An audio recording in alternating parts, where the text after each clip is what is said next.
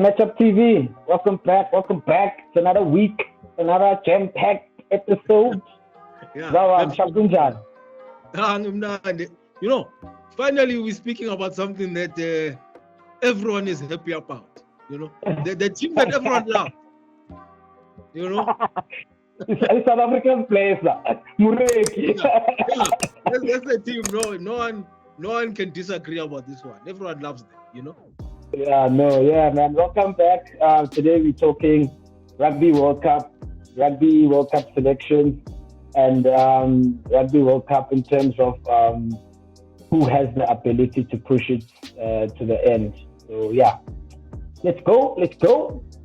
Now, how are you feeling about this Rugby World Cup? Look, you know what? I think I haven't seen people this excited about sport. I guess since the last World Cup. You know, there's something about rugby, and the feeling that people get when a tournament comes along. I think because our other teams don't win as much, there's a feeling that rugby gets, and ever since the team has started transforming slowly, more people are wearing green tops.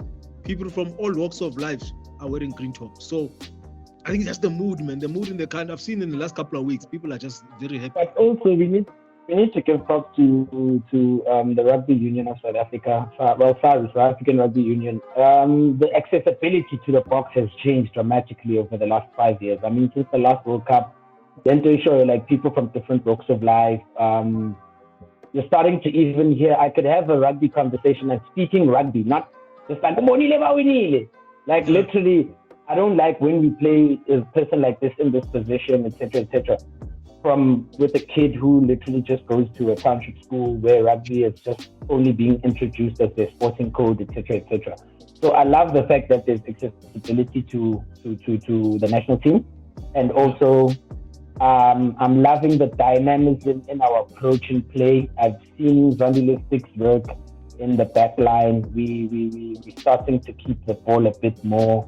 We're starting to kick box to box tactically and not kicking for what is called meter line games, which was our previous way of playing. And with that said, I feel like our current coach, Jacques Minaba, is everything the media said Peter de Villiers was. Peter de Villiers is even a better tactician than Jacques Minaba, because I have not seen an improvement in the squad overall. The forwards are still Rassie Erasmus' laboratory, where he's inventing what he needs to invent and playing in the way he wants to play. The back line is still Zanilistic laboratory, him cooking up what he likes as his form of backline play, especially having a background in sevens rugby. So where does Minaba fit in all of this? He's just a stooge middleman, Rassie's best friend. They've been to Munster together. They were in Free State Cheetahs together. They were in Western Cape together. I just don't see the value the dude adds. So one, I'm giving our coach a 0. I'm giving our technical director. Wait, let me see this. I'm giving our technical director a 10, and then I'm giving the backroom staff, including not vice captain, assistant coach, and then a backline coach. I'm giving them a good 10 out of 10 because of how we have developed from that krag rugby style of play.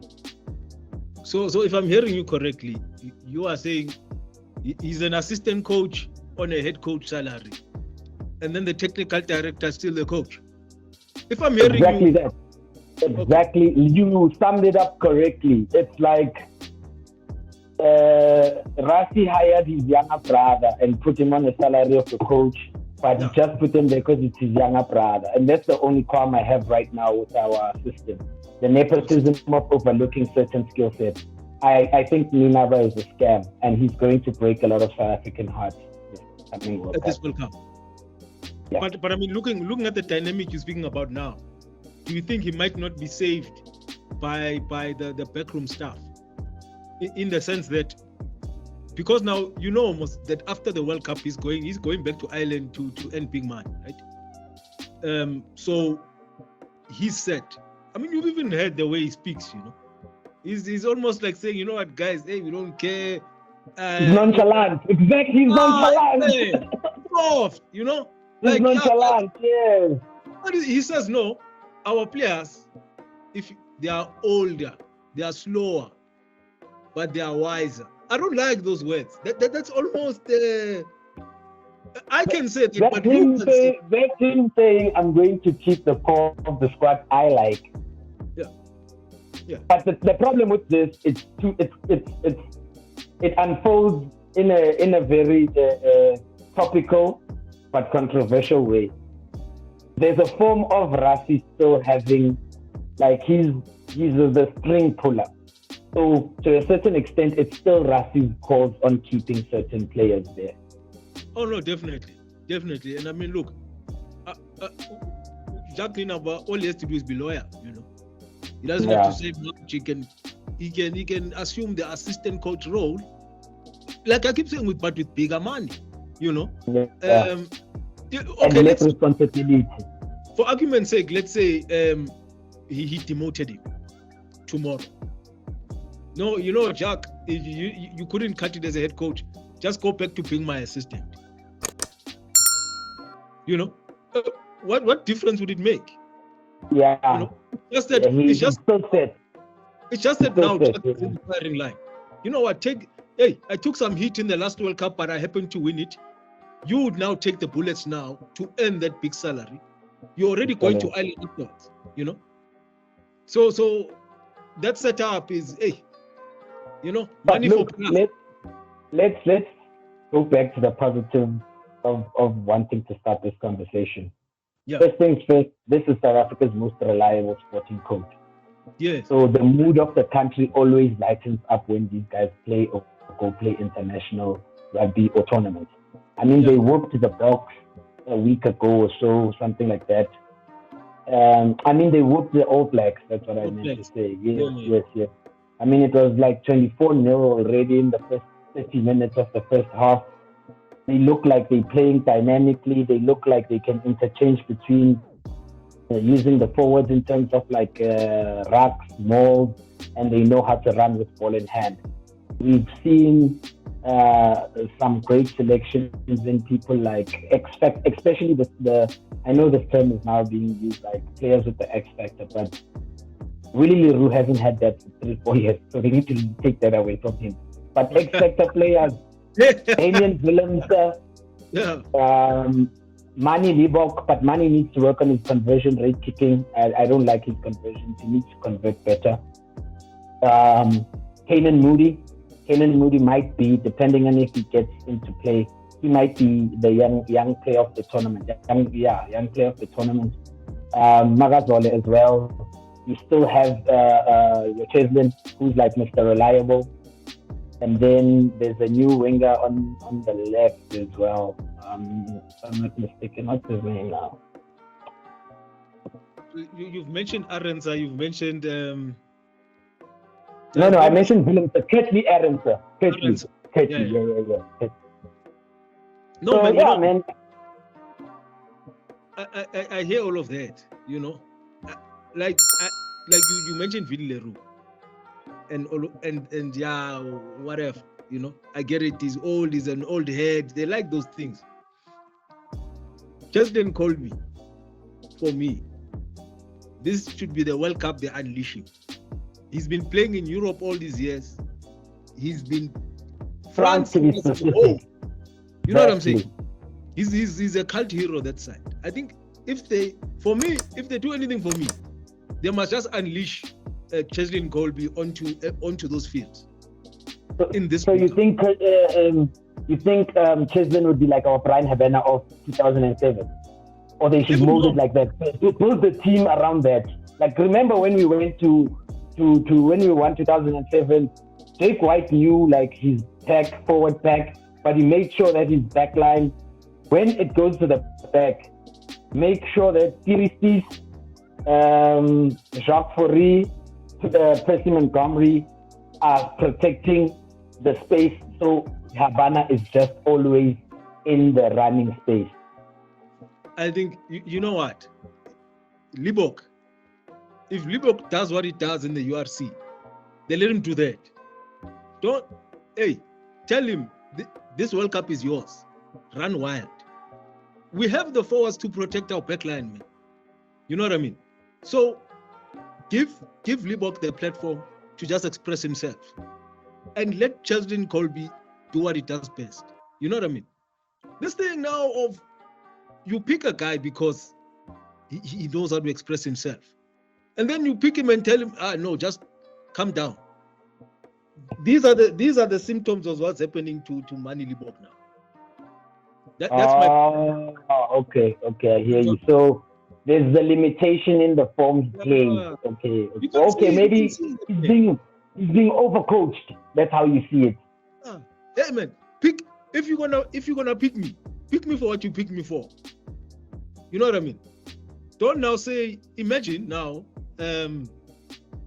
let's just take a fly half like Steyn, right? The guy who just retired now.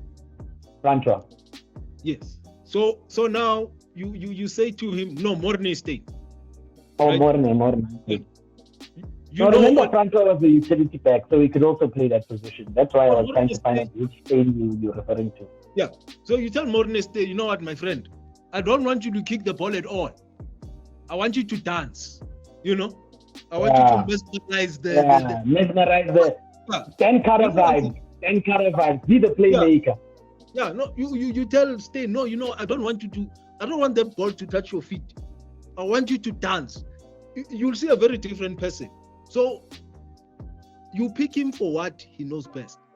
I think that's my problem with our selectors. Something happens when we get to international.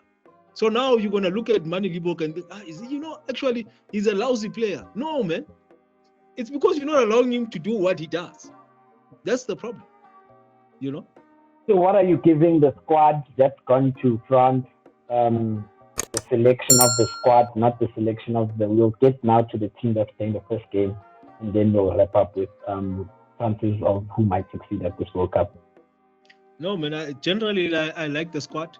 I also like when they're actually picking players on form, which is also exciting. There seems to be and we have a history of not doing that. So that's a plus for this tournament. Because what they used to do is they used to pick the player on form and put him on the bench so that you guys keep quiet. So that you can't say they didn't pick them. Now they're picking them and they're playing them, which I like,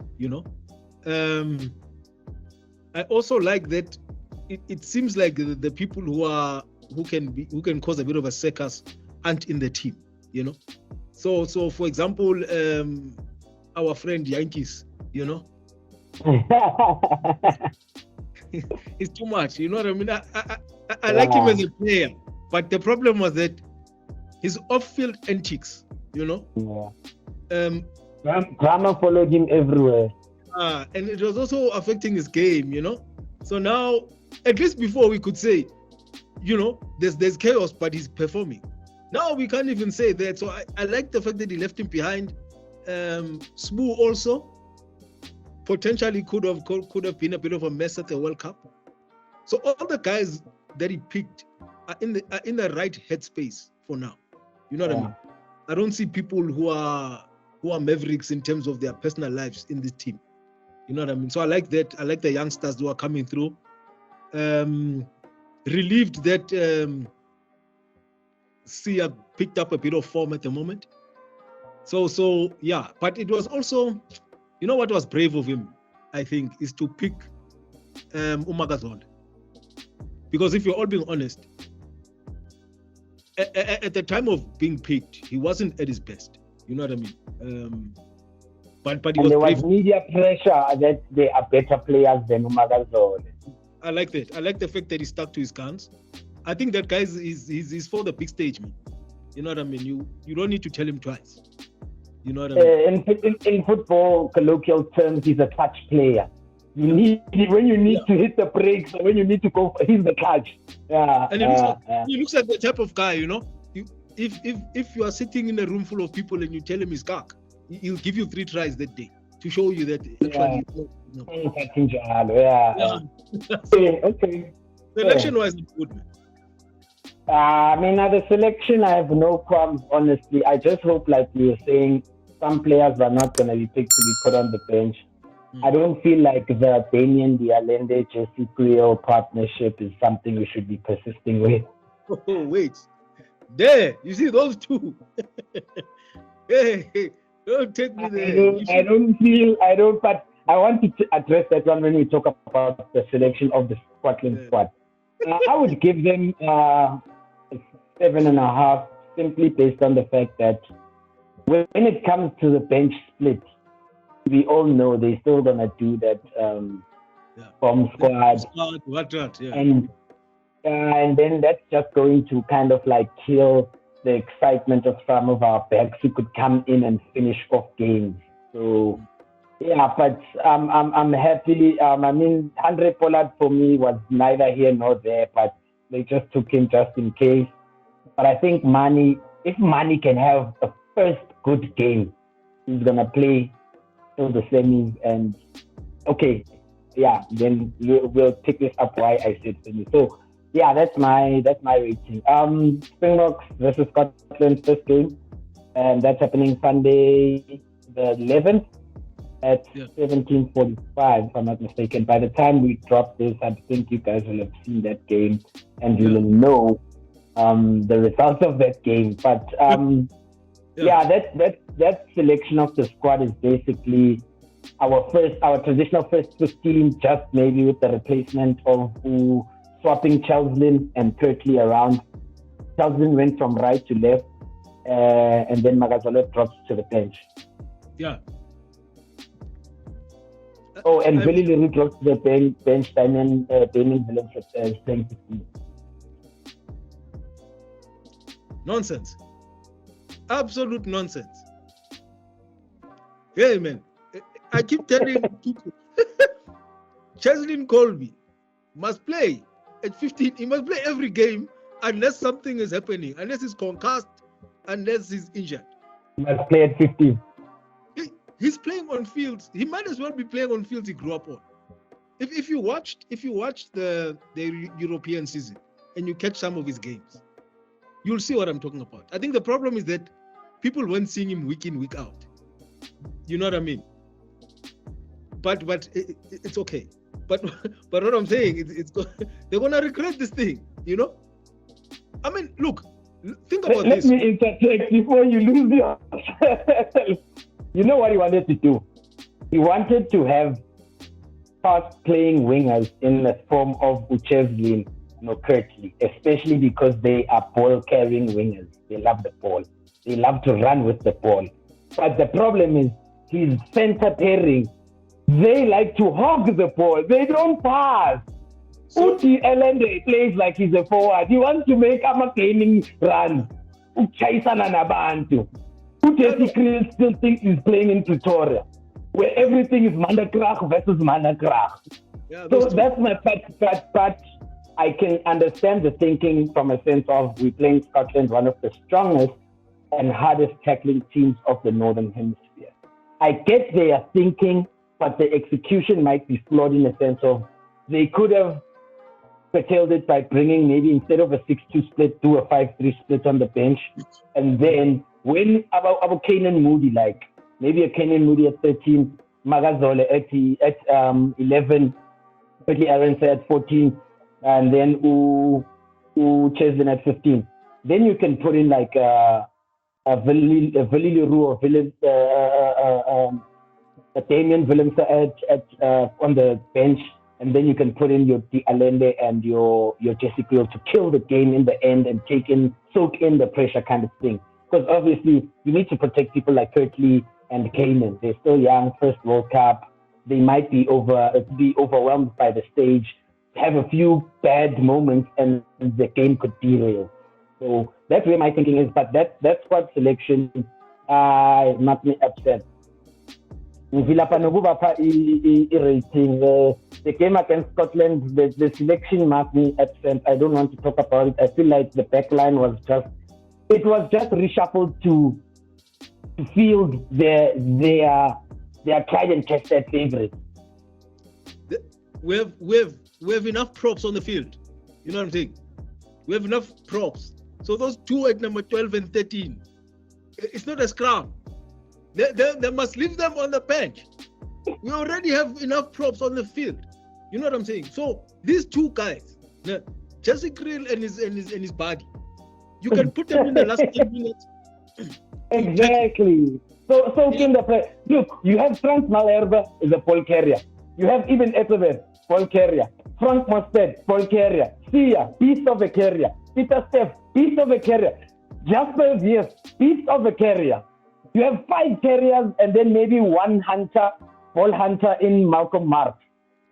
The ball is not going to get to the wing. So these guys that you're saying are going to be fumbling the ball, they won't get the ball because it's going to go from 9, 10, 12, and then the 2 props are going to crash. Secondly, the body, Mall. You know, so now we got with this team, with this backline, we're going to make the Scottish backline look dynamic. And if you watch Scotland is South Africa light. There's Van der Merwe there and these boys. And they throw the ball around, you know. So we could be shooting ourselves in the foot. If, for me, you play your dynamic guys first. And then when there's a problem, you bring in the tried and tested. I mean, what do you have to lose against Scotland? You know what I mean? Saban, yeah. You know what I mean? So now, hey, we might be seeing our first upset on Sunday, you know. Come Monday, the whole country wakes up with the hangover and they're angry. No, man, I think we are about to wrap up. But then I say Scotland versus South Africa is going to be a tight one. The bomb squad might make a difference and we kill it at the end.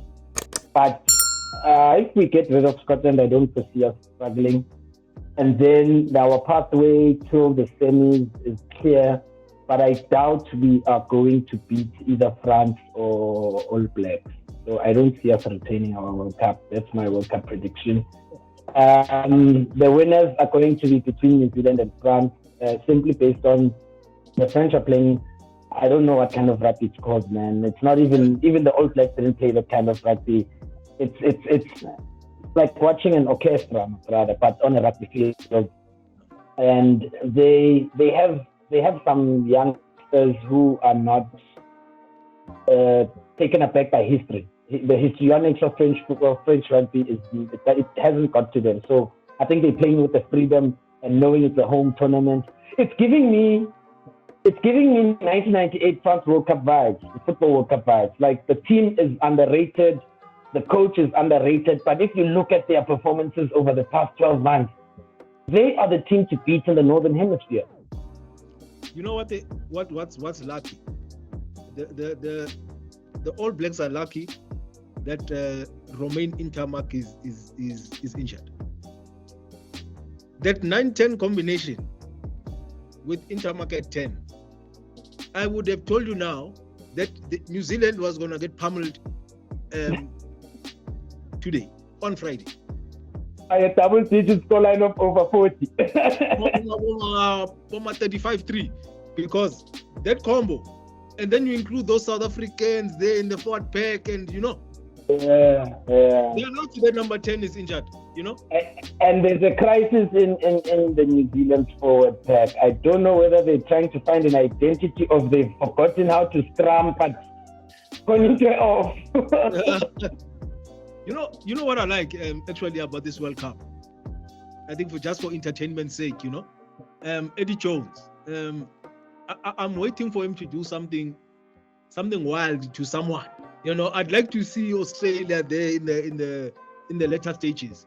I think if they let them get that far, a lot of people are going to be in trouble.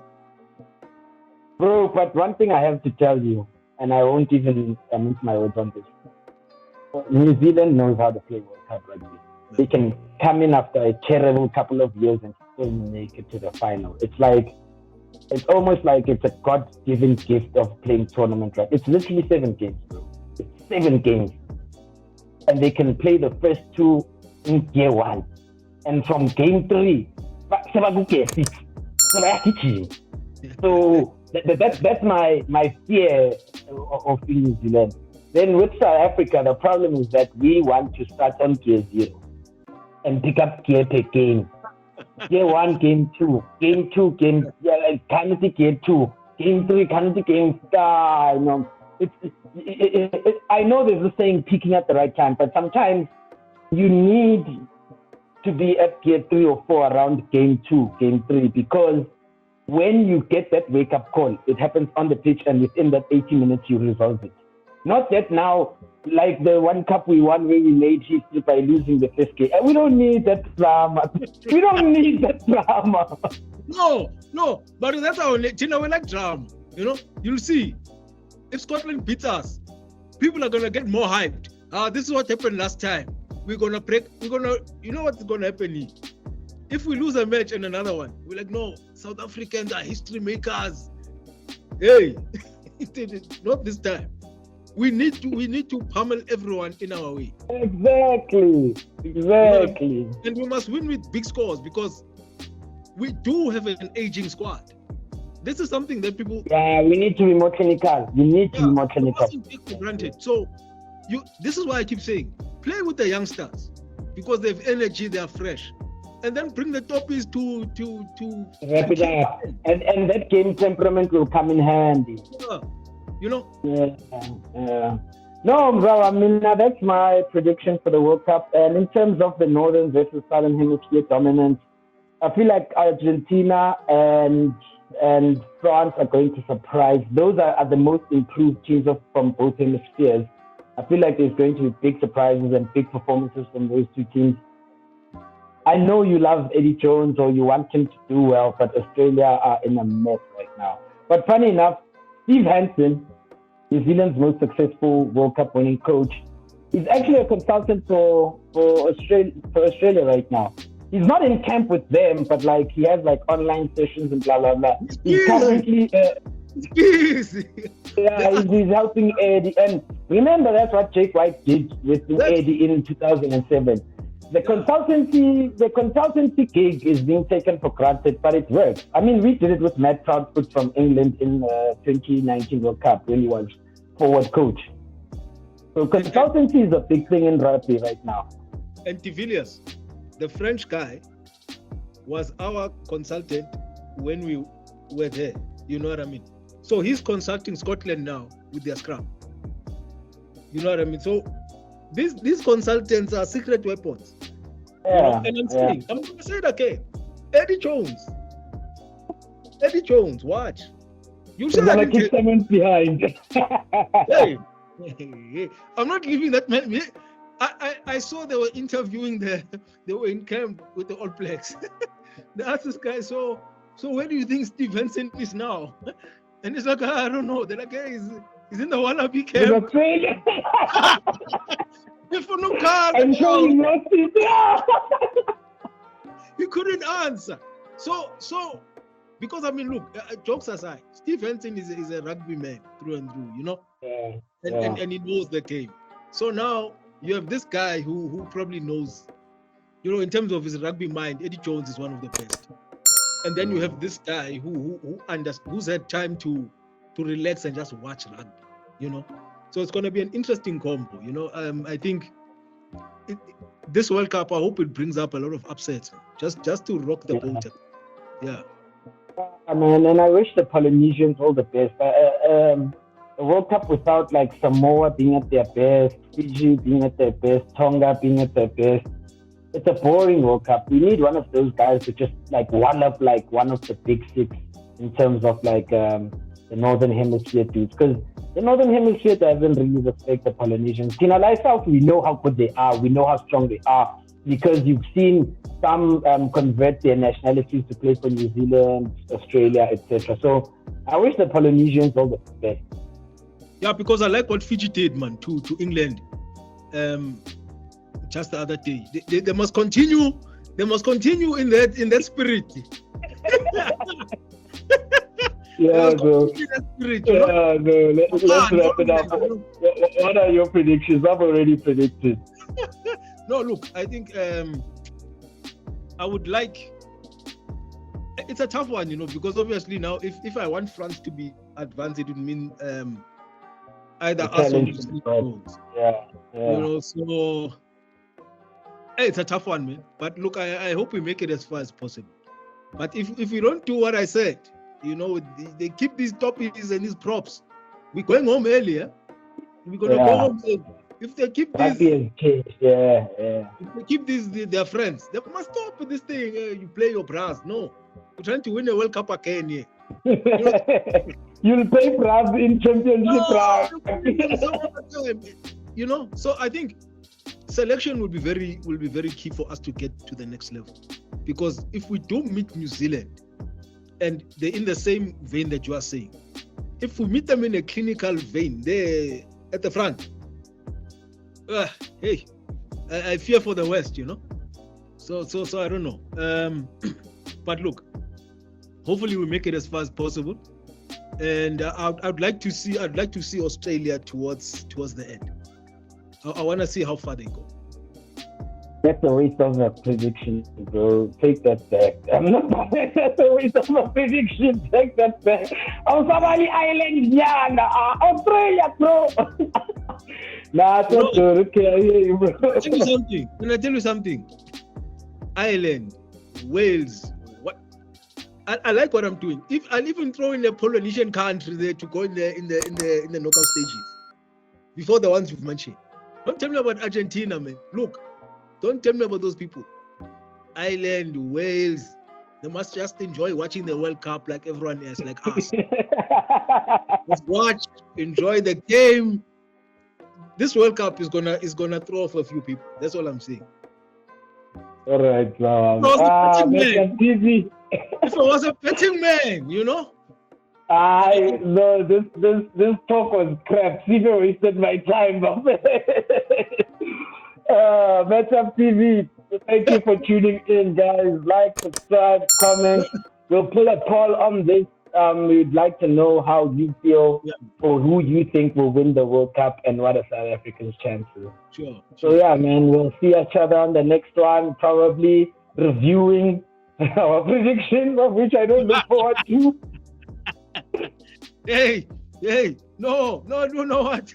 Let's just say good luck to the Boks. We hope you do your thing. No, that's all we can say. But good luck on. Hopefully, we're not waking up on Monday to other things. You know how sensitive we are. If something happens, people will start burning their flags and washing their t-shirts. So hey, let's hope the country's productive on Monday. Yeah, bro. All right, man. Peace. Sharp. Sure.